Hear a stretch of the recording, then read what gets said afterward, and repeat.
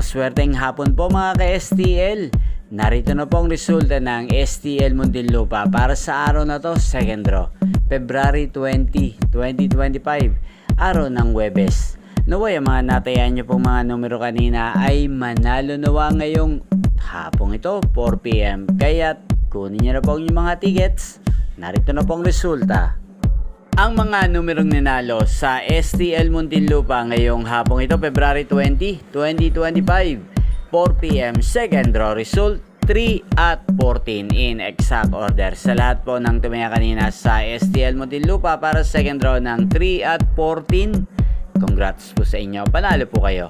At ngayong hapong ito sa STL Muntinlupa, atin pong i-shoutout si Ate Dolet ng Muntinlupa. Shoutout po sa inyo, Ate Dolet. Sana po ay manalo rin ang mga numerong tinatayaan nyo sa STL Muntinlupa at sana'y nasa mabuti po kayong kalagayan. Kaya din sa lahat po ng mga taga Muntinlupa dyan na laging nanonood po sa channel na to, shoutout po sa inyo.